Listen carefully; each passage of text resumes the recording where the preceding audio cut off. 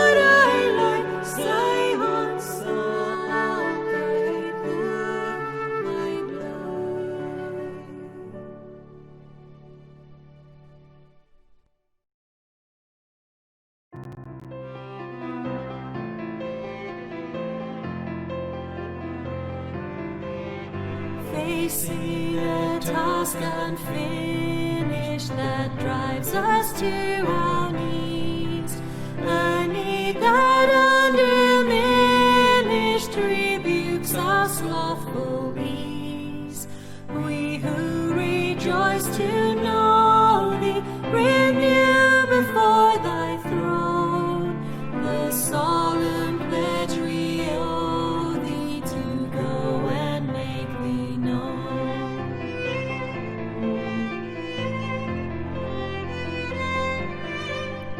Where are the Lords beside Thee, hold their unhindered sway, where forces that defy Thee still today, with none to heed their crying for life and love and light.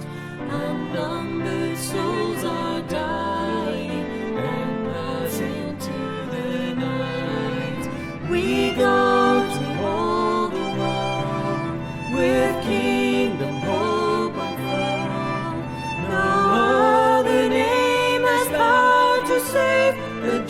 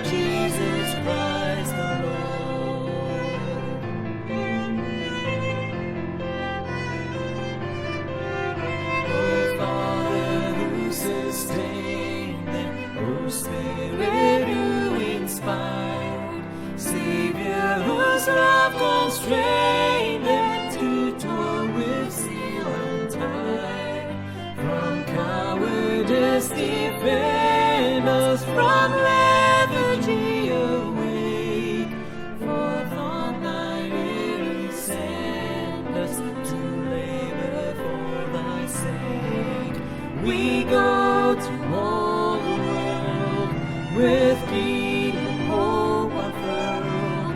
No other name has power to save than Jesus Christ the Lord. We go to all the world with kingdom hope unfurled. No other name has power to save but Jesus Christ the Lord.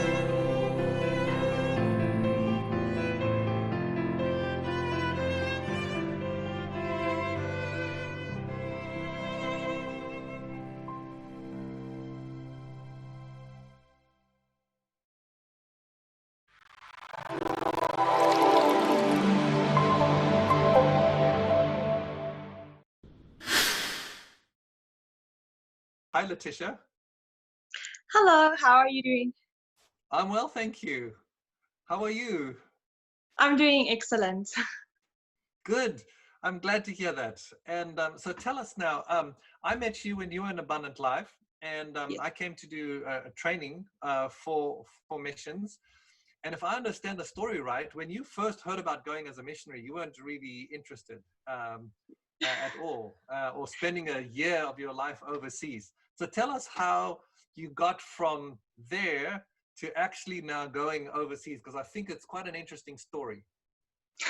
So you are correct. I wasn't thrilled about the idea of going overseas and going to people who are struggling. It annoys me so much to see, like, for example, this mud road and people just keep on walking over it and they don't fix it. And that annoyed me. And I just said to myself, I would never be able to go to the mission field. I would be so annoyed. And throughout my Abundant Life year, I experienced God. And I realized that it's not about the people not fixing the roads or something like that. It's about what God did in my life, and me wanting to share that with them. And that inspired me to then go overseas for a year. I love that transition. You know, it's so common for us to look at externals, to see the outside, and think of the environment that people live in and judge them by that environment. But when Jesus comes and takes hold of our hearts, we start seeing with the heart, don't we? Yes. And that's absolutely very beautiful. So now you've made the decision, you're open to this idea, but that wasn't actually quite that simple now to become a missionary. There was some complicating factors. Tell us what happened. Yes, so during my Abundant Life year in 2018, I actually wanted to go study after my Abundant Life year. And so I applied to go study, and I got in. I got a bursary. So that was my plan. I was going to go study. And what were you going to study? Teaching. Okay, yes. Brilliant. Yeah. Yes. So I was going to go study teaching, and then halfway or near the end of my Abundant Life year, God just started pressing on my heart more and more and more to go. But funds were obviously a problem.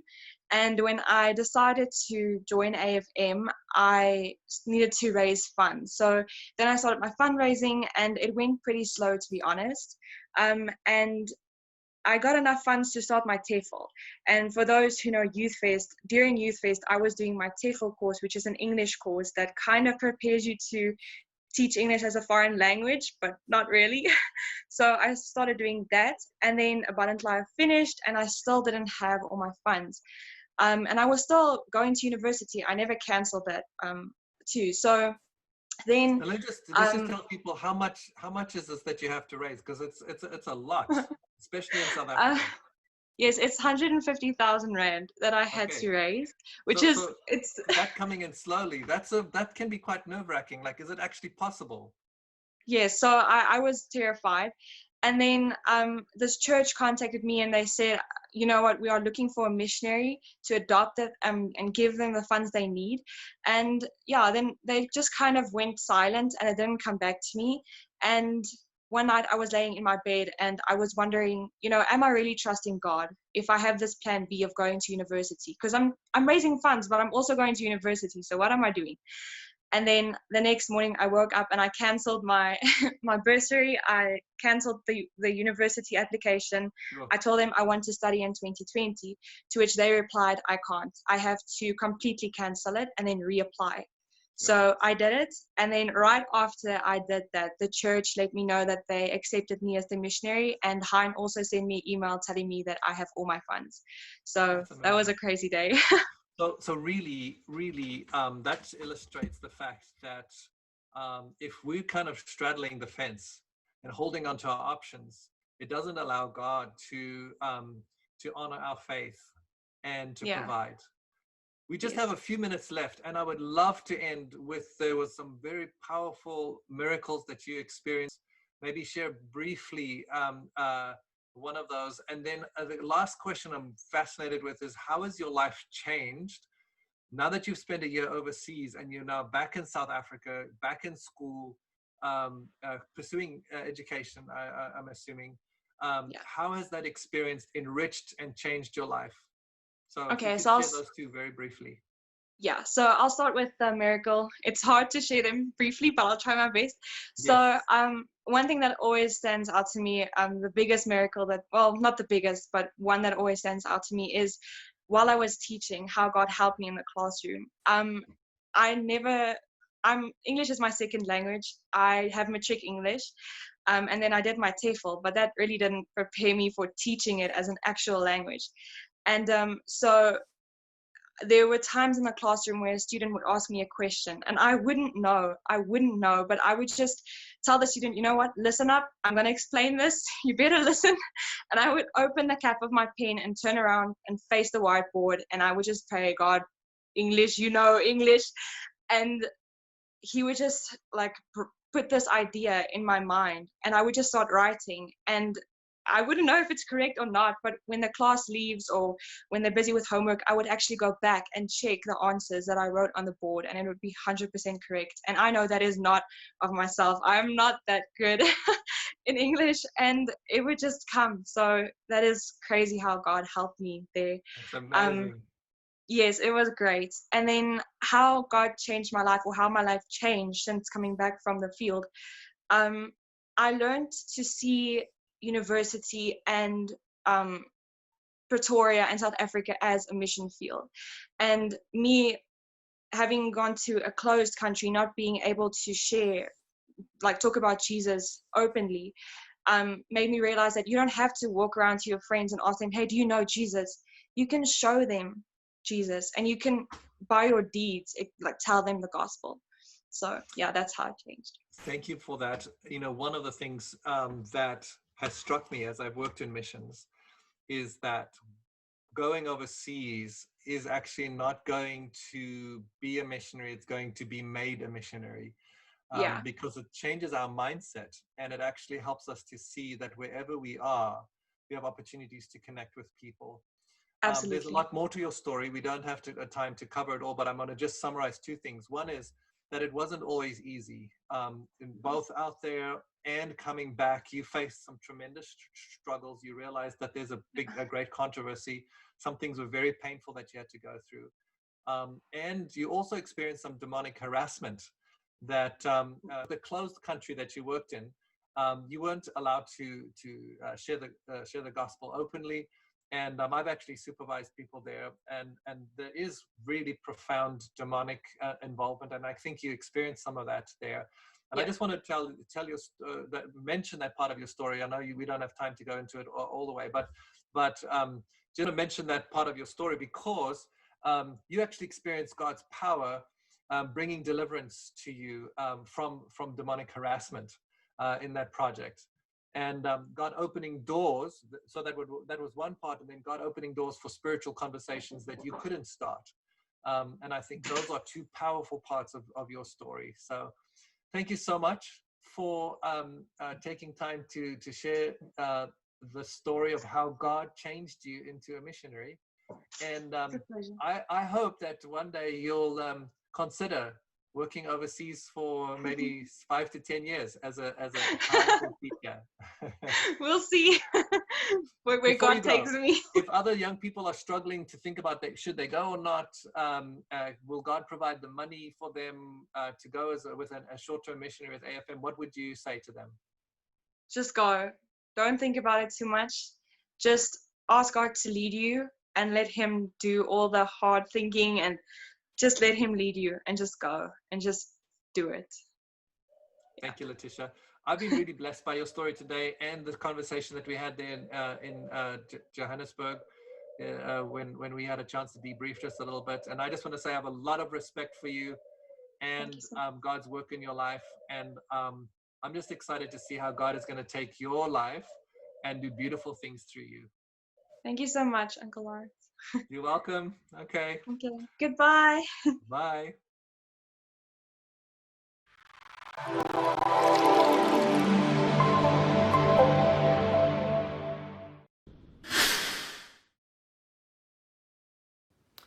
Goeiemiddag.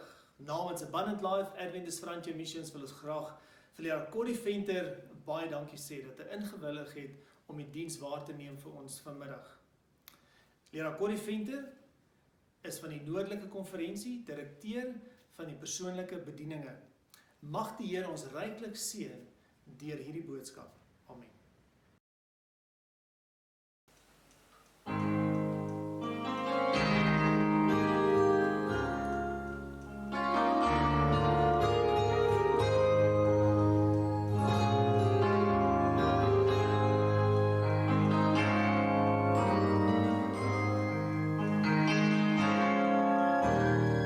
Voor ons hier, 'n eie rigting.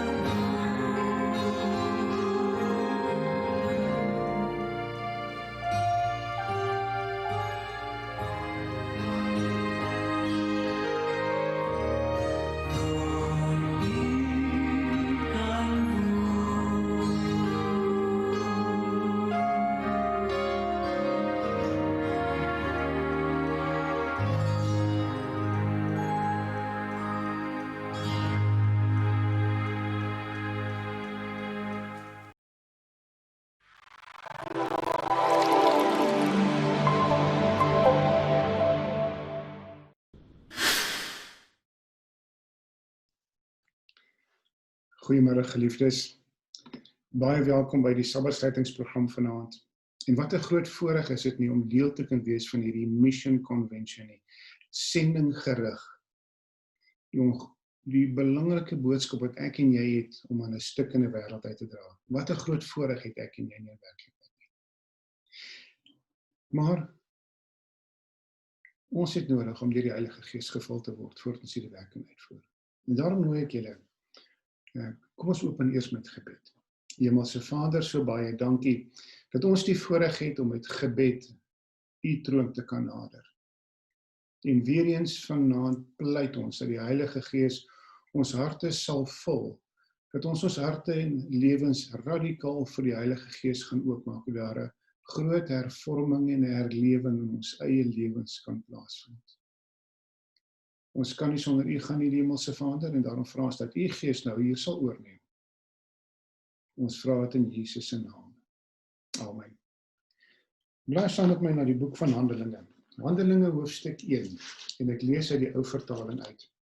Handelinge hoofstuk 1, en ons lees daarvan vers 8. Dit is 'n baie bekende gedeelte, Handelinge 1 vers 8. Maar julle sal krag ontvang wanneer die Heilige Gees oor julle kom. En julle sal my getuienis wees in Jerusalem, sowel as in die hele Judea en Samaria en tot aan die uiterste van die wêreld. Julle sal krag ontvang wanneer die Heilige Gees oor julle kom. En dit is die voorwaarde vir sukses in jou en my lewe. Ons moet hierdie boodskap uitdra. Dit is die doel van hierdie Mission Convention, hierdie samekoms hier deur die digitale media, om ons te inspireer, om ons lewens radikaal vir die Heilige Gees op te maak. Ons moet hierdie boodskap uitdra. Dit is vir 'n tyd soos hierdie, dat God vir jou en vir my geroep het. Vir 'n tyd soos hierdie, waarin dit lyk asof die Satan totale vrye teels in hierdie wêreld het. Waarin dit lyk asof hy radikaal in beheer van hierdie wêreld is. Waar hy oorskynlik die beheer van die wêreld oorgeneem het. En dit is in hierdie tyd dat Jesus jou en my roep om sy boodskap van liefde en waarskuwings aan 'n stikkende wêreld te bring. Maar daar's egter 'n voorwaarde aan hierdie opdrag gekoppel. Ons kan alleenlik hierdie opdrag suksesvol aan sondaars oordra. Alleenlik wanneer ek en jy die Heilige Gees toegelaat het om volle beheer van ons lewens te neem. Weet jy dat ons as kerk het nie meer programme nodig nie? Programme is baie belangrik. Ons moet nie altyd soek na nuwe produkte nie. Dis belangrik. Wat God se kerk nodig het, wat ek en jy nodig het, is om waaragtiglik tot bekering te kom. Om weer totaal opnuut met die Heilige Gees gevul te word.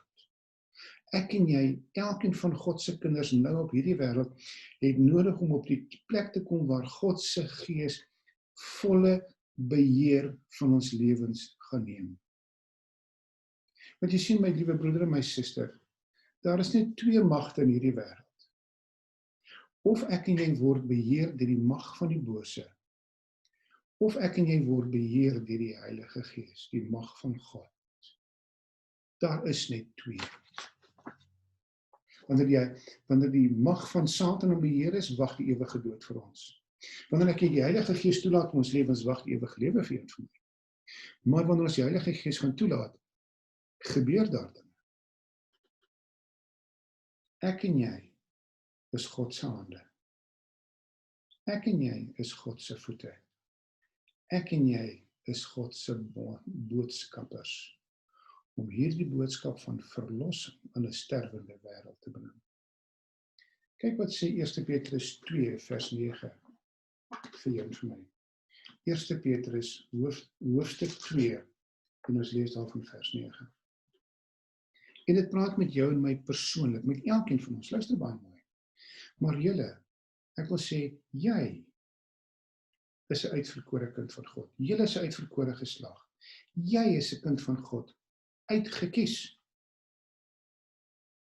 Julle is 'n uitverkore geslag, 'n koninklike priesterdom, 'n heilige volk, 'n volk as eiendom verkry om te verkondig die deugde van hom wat julle uit die duisternis geroep het tot sy wonderbare lig. Julle wat vroeër geen volk was nie, maar nou die volk van God is, aan wie toe geen barmhartigheid bewys is nie, maar nou bewys is. En geliefdes, Jesus sê vir jou en vir my, ek het jou gekies. Ek het jou gekies om verlos te word. Maar ek verwag van jou, om dit wat jy van my ontvang het, liefdevol, onder leiding van die Heilige Gees, met ander te gaan deel. Hoe gaan u, tot watter mate voldoen ek en jy aan hierdie vereistes? Tot watter mate is ek en jy besig om dit wat ons van Koning Jesus ontvang het, met ander te gaan deel? Is ons suksesvol daarmee? Hierdie opdrag wat God aan ons gegee het, staan op 2 bene. 2 bene het die boodskap. Die een been is 'n verlossende boodskap. Die ander been is 'n waarskuwende boodskap. Kyk wat sê Johannes 5, vers 24 vir ons. Johannes 5, en ons lees daarvan vers 24. Johannes 5, saam met my, Johannes 5, vers 24, en dit sê, Voorwaar, ek sê vir julle, wie my woord hoor, en hom wat my gestuur het die ewige lewe. Kom nie in die oordeel nie, het oorgegaan uit die dood in die lewe. 2 dinge. Wie my woord hoor, en hom glo wat my gestuur het die ewige lewe. Maar my broeder en my suster, hoe gaan die sondaar dit hoor as ek en jy het nooit vir hom gaan verduidelik nie? Hoe gaan ek en jy die sondaar begelei na 'n groeiende geloof in die Seun van God, as ek en jy het nooit vir hulle gaan verduidelik nie? Hiermee bedoel ek nie, dis die werk van die predikante nie. Dis baie belangrik, predikante is daar. God het vir hulle baie spesiale taak gegee, baie spesiale opdrag gegee, maar net so vir elkeen van ons. God verwag van jou en van my. Hy het ons geroep uit die duisternis na die wonderbare lig toe. Hy het vir ons sy genade en sy liefde gegee. Hy het vir ons die insig en die verlossingsplan in sy woord duidelik gemaak, en nou vra hy, en hy sê, gaan gee wat ek vir jou gegee het, verniet.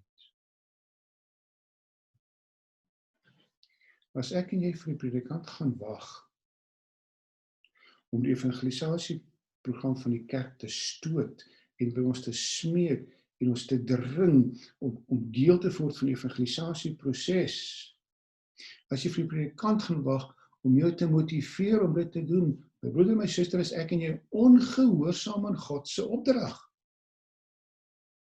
God het nie gesê, wag vir die predikant om jou te motiveer nie. God het nie vir jou en vir my gesê, wag vir die kerkraad of die gemeentevergadering om besluit te neem om 'n reeks Bybelstudies aan te bied, dan gaan ek help nie. As jy daarvoor wag, is jy ongehoorsaam. Kan dit wees? Kan dit wees dat so baie van God se kinders nie die verlossing met die evangelie met ander deel nie? Kan dit wees? Hulle deel dit nie, omdat hulle nie 'n werklike, lewende, veranderende verhouding met Jesus het, of gehad het nie, of nog steeds het nie. Want jy sien, jy kan nie gaan gee wat jy nie het nie. Jy kan nie uitdeel wat jy nie ontvang het nie. En disippels het hiermee geworstel, tot en met die uitstorting van die Heilige Gees. Selfs die dood van Jesus nadat hulle pertinent en prontheid vir hulle gesê het, ek gaan doodgemaak word. Het hulle nie gehoor nie, want hulle het met 'n valse persepsie rondgeloop. Hulle het gewag vir 'n aardse koninkryk wat hulle van die Romeine gaan verlos. Hulle het nooit gehoor wat Jesus gesê het nie. Dit was eers nadat hulle in gebed met mekaar deurgedring het, deurgebring het. 10 dae ernstige gebed, waar hulle daardie gebed, alles wat skeiding gemaak het tussen hulle en God uitgesorteer het. Toe eers was hulle gereed vir die uitstorting van die Heilige Gees. Dit was eers nadat hulle eendragtig by mekaar was, sê die boekhandeling. Ander plek sê hy vir ons, dis is nadat hulle een van hart en een van siel was, dat die Heilige Gees uitgestort is. En my broeder en my suster, hoekom is die Heilige Gees nog nie uitgestort nie? Nog nie op 'n matelose wyse soos op Pinkster op ons uitgestort nie. Kan dit wees dat ons te vol is van onsself? Jy weet natuurlik dat die nommer 1 sonde in die 7de Adventiste kerk is hoogmoed en selfsug. Ons loop met 'n wanpersepsie rond, want ons sê vir die wêreld, ons het die waarheid, julle gaan verlore gaan. Dis hoogmoed, dis selfsug. En dis die deur wat vir baie van God se kinders die deur na verlossing toegemaak het. Ons hoogmoed en selfsug. Ons moet daarvan ontslae raak. Maar kom ons kyk na die lewe van Jesus. As Jesus die Seun van God daagliks die doping van die Heilige Gees nodig gehad het, as hy dit nodig gehad het, hoeveel te meer ek en jy? Aan Jesus wat homself vir die verlossing van die verlore mensdom ontledig het, gegee het, is die Heilige Gees sonder mate geskenk. Op dieselfde wyse sal dit in elke volgeling van Christus gegee word, as ek en jy ons harte vir die werking van die Heilige Gees gaan oopmaak. Geliefdes, ek en jy het nie 'n verskoning nie. Ek wil dit baie duidelik verstaan. Jesus het as mens, het hy die Heilige Gees daagliks nodig gehad. En ek en jy presies dieselfde. Soos Jesus die Heilige Gees ontvang het om hom daagliks te lei, op dieselfde wyse sal dit aan jou en aan my gegee word, as ons harte radikaal vir die werk van die Heilige Gees gaan oopmaak. Want jy sien, om die verlossende genade van God suksesvol met ander te kan deel, moet ek en jy eers daardie liefde en verlossende genade self in ons eie lewens ondervind. Ons moet eers die verlossingspad met Jesus loop, voordat ons daardie pad aan iemand anders kan verduidelik. Ek kan nie vir jou 'n pad verduidelik wat ek nog nooit in my lewe gesien het nie, wat ek nog nooit op gery het nie. Ek kan nie vir jou verduidelik hoe daai pad lyk nie. En daarom vra Jesus vir jou en vir my, om eers met hom reg te maak, eers die Heilige Gees in ons lewens in te nooi, en vir hom die volle beheer te gee, dat ek en jy kan weet, om vir die mense te verduidelik, wat dit beteken om waarlik 'n kind van God te wees. Deur die kerk sal uiteindelik die finale en volle vertoning van God se liefde geopenbaar word aan die wêreld wat deur die heerlikheid daarvan verlig sal word. Dit gaan gebeur. Gaan jy deel wees daarvan, ja of nie? My broeder en my suster, die help nie ek en jy roem daarop dat die Heilige Gees gaan uitgestort word. Dit gaan op God se kerk uitgestort word. En ja, almal gaan die Heilige Gees ontvang. Ons nie ons eie hart oopgemaak het nie, gaan nie die Heilige Gees ontvang. Watter verantwoordelikheid, watter uitdaging, watter voorreg het ons nie, om deur die mag van die Heilige Gees, die invulling van die Heilige Gees, hierdie verlossende boodskap van Jesus met vreugde, met liefde, met ywer aan sondaars te gaan verduidelik, en te sien hoe hulle met Jesus regmaak, en dan daardie vreugde te ervaar, wanneer hulle ook verlossing in Jesus gaan vind. Geliefdes, daar is geen groter vreugde nie. Daar is geen groter vreugde in die mens se hart, as om te sien hoe sondaars, wat eens hulle rug op God gedraai het, in vreugde, in liefde en in ywer hulle harte vir Jesus oopgemaak het, en daar die vreugde op hulle gelaat, op hulle gesigte in hulle lewens te sien hoe dit weerkaats word, en te sien hoe hulle werk vir die verlossing van sondaars. Daar is geen groter vreugde nie. En die enigste manier wat ek en jy deur die Heilige Gees bereik kan word, is om ons eie ek af te sterf. Om daagliks deur die Heilige Gees gedoop te word. Wanneer ons onsself ten volle aan die Heilige Gees onderwerp, sal die Heilige Gees die sonde in ons lewens verteer. Die Heilige Gees sal ons reinig. Hy gaan ons karakters verfyn. Hy gaan ons herskep totdat die hemelse gelaat op ons lewens weerkaats word.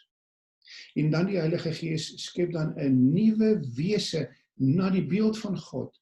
En God se liefde sal geopenbaar word. Dit gaan gebeur, my broer en my suster, maar Jesus wag vir jou en vir my. Ja, die verlossingsboodskap, die 3 engele boodskap is 'n verlossende boodskap. Dit bring verlossing vir jou en vir my. Dit bring verlossing vir die wêreld, vir die wat bereid is om te luister, maar dit is terselfdertyd ook 'n waarskuwende boodskap. Kom ons lees dit weer. Johannes 14. Openbaring 14. En ons lees daarvan vers 8, vers 6 tot 11. Openbaring 14, vers 6 tot 11. En ek het 'n ander engel in die middel van die lug sien vlieg met 'n ewige evangelie. Dit het nog nooit verander van Genesis af nie.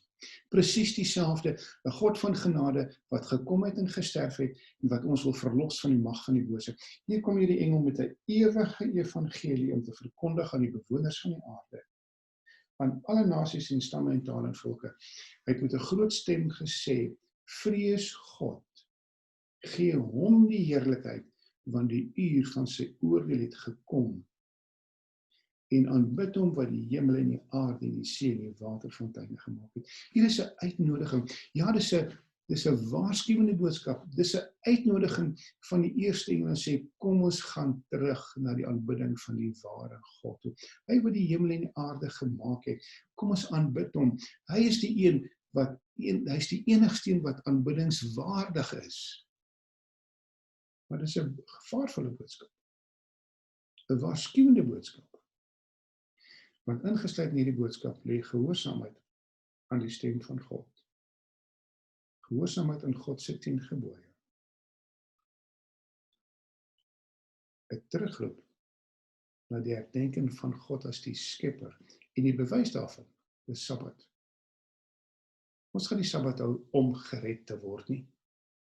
Maar omdat ek en jy God erken as ons skepper, hy het ons gemaak, as ons verlosser, hy het vir ons gered van die mag van die sonde, maar ook die een wat vir ons die ewige lewe gaan gee.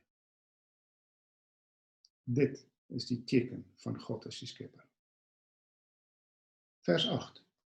'n ander engel het gevolg en gesê: Geval uit Babylon, die groot stad, omdat sy al die nasies laat drink het van die wyn van die grimmigheid van haar hoedery. Hier is 'n waarskuwende boodskap. Babylon het geval. Daai kerk het niks meer om aan die mens te bied nie. Hulle is een drom vol van misleidings en bedrog. Hulle het geval. Hulle het niks meer om aan die wêreld te bied nie. Die derde ding het hulle gevolg met 'n groot stem en gesê: As iemand die dier en sy beeld aanbid en 'n merk op sy voorhoof op sy hand ontvang, sal hy self ook drink van die wyn van die grimmigheid van God wat ongemengd ingeskink is in die beker van sy toorn. Hy sal gepynig word in vuur en swael voor die heilige engele en voor die lam. Hierdie 3 engele boodskap, my liewe vriend, is geregtigheid deur geloof in sy volheid. Dit is geregtigheid deur geloof. Ek aanvaar in geloof dat Jesus my skepper is. In geloof vra ek vir invulling van die Heilige Gees om aan God se gebooie getrou te kan wees. Deur geloof aanvaar ek dat ek nie die knie moet buig voor die beginsels van hierdie wêreld nie. Deur geloof aanvaar ek en jy die verlossing in Jesus Christus. En deur geloof aanvaar ek en jy die bewyse dat ons nie gaan kniel voor die dier en voor sy merk en voor sy getal en sy naam nie. Geregtigheid deur geloof in Jesus Christus. God het ons hierdie opdrag gegee om die wêreld te waarsku aangaande die groot leuen wat vandag verkondig word. om die mense te waarsku teen die merk van die dier, teen sy beeld en die getal van sy naam. En God het die Adventiste kerk geseën met insig en wysheid en met die kennis van Bybelprofeseë, en God het aan elkeen van ons geroep om hierdie waarskuwende boodskap uit te dra aan 'n sondige wêreld. As jy nie in staat is om te praat nie, daar is meer as genoeg materiaal wat jy kan uitdeel. Daar is DVD's wat jy kan uitdeel. Daar is koerantjies wat jy kan uitdeel. Daar is klein boekies wat jy kan uitdeel. Daar is traktate wat jy kan uitdeel. Daar is meer as genoeg om uit te deel as jy self nie kan praat nie. Ek het dit nie 'n verskoning nie. Was daar 'n dame in die Noordwes-provinsie van Suid-Afrika in Stilfontein is, wat nie kan sien nie, wat nie kan loop nie, maar haar selfoon gebruik om die boodskap van God se genade en liefde aan sondaars uit te dra. Wat se verskoning het ek en jy? Daar is genoeg materiaal. God wag vir jou en vir my. God wag op ons om op te staan en ons met krag van omhoog te vul, om te pleit vir invulling van die Heilige Gees en toe te laat dat die Heilige Gees van jou en van my lewe besit moet nie. God het vir Henog en vir Noag geroep voor die sondvloed. God het vir Abraham geroep na die sondvloed. Met die uittog uit Egipte, toe God se volk in 'n krisis verkeer het, het God vir Moses geroep. Toe God se volk in Babyloniese ballingskap gegaan het, het God vir Daniël geroep. Net voor Jesus se koms het God vir Johannes die Doper geroep, en net voor sy wederkoms, my geliefde broer, my suster, roep Jesus vir jou en vir my. Elkeen van ons. Volume 7 van die Testimonies, bladsy 16. Op ons rus die verantwoordelikheid om die wêreld oor sy komende ondergang te waarsku. God doen 'n beroep op sy kerk om op te staan, om met krag te beklee, om hierdie boodskap uit te dra. God wag vir jou en vir my. Hoe staan sake met jou en my vandag met God? Hoe gewillig is jy om hierdie tydige waarskuwingsboodskap uit te dra? Is jy gereed daarvoor? Is jy bereid om alles vir die Heilige Gees te gee en te sê, kom neem oor? Of is daar nog dinge tussen jou en die Heilige Gees wat nie reg is nie? Tussen jou en Jesus wat nie reg is nie? Gaan ek nie getrou aan God wees? Gaan ek nie dit wat ons van God ontvang het, hierdie God se verlossende genade, hierdie waarskuwingsboodskap wat God vir die wêreld gegee wat deur ons moet gaan? Gaan ek nie hierdie boodskap liefdevol aan ander oordra? Of gaan ek en jy as ontroue arbeiders geklassifiseer word? Daardie vraag moet jy vanaand voor Jesus antwoord. Kom ek lees vir julle wat gaan gebeur. Groot stryd, bladsy 687-688. Manne van geloof en gebed sal gedrang word om met heilige ywer uit te gaan en die woorde te verkondig wat God in hulle gegee het. Die sondes van Babylon sal geopenbaar word.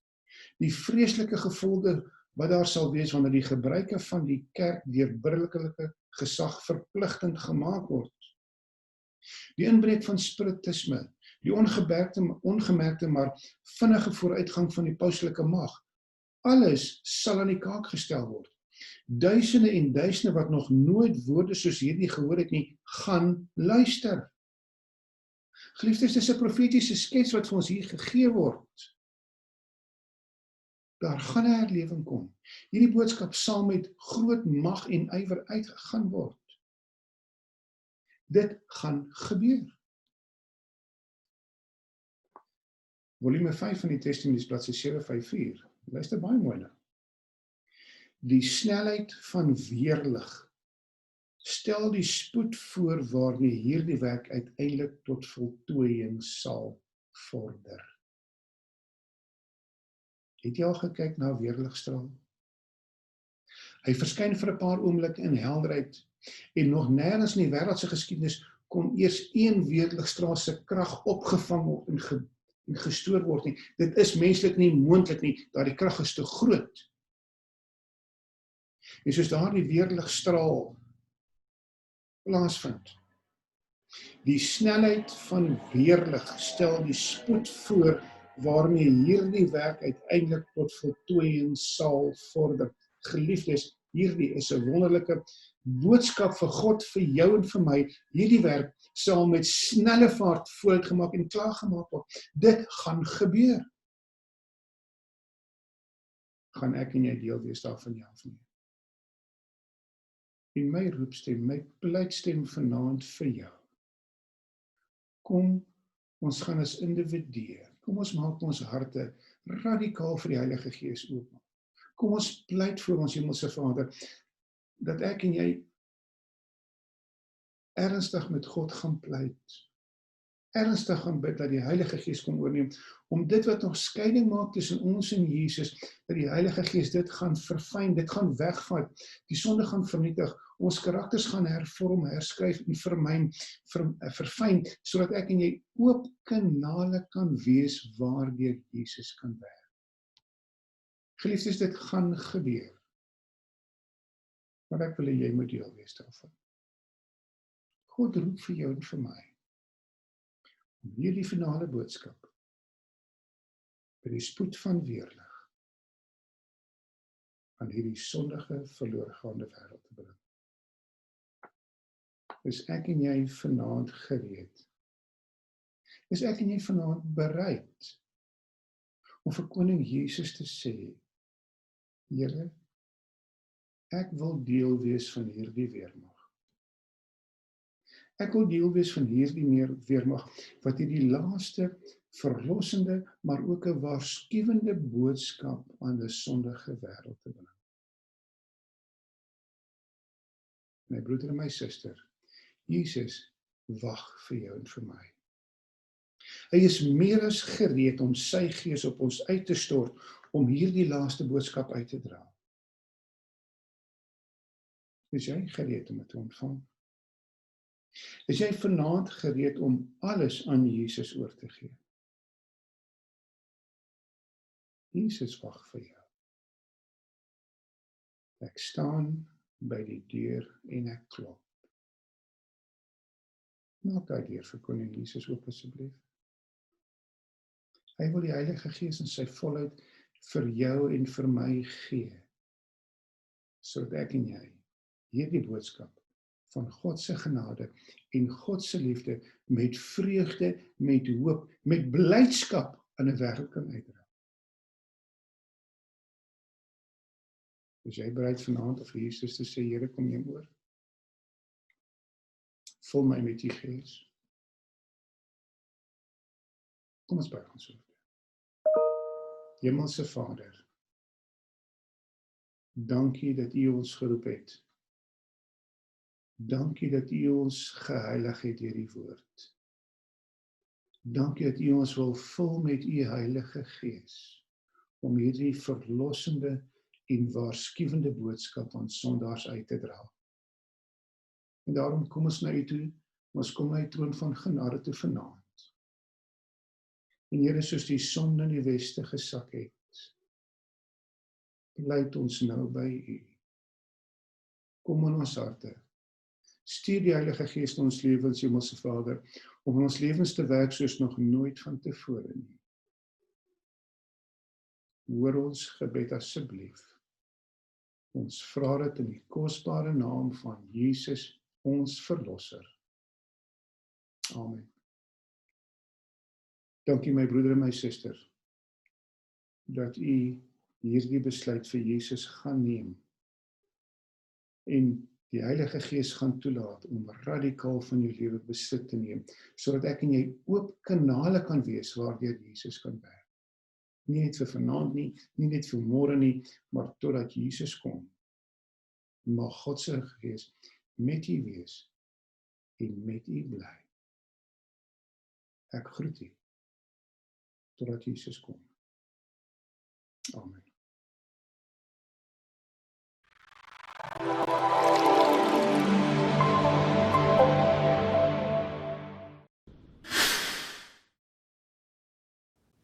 Baie dankie leraar Venter vir daardie kragtige boodskap. Ons nooi uit om môreoggend 9:00 weer in te skakel vir nog sulke pragtige boodskappe.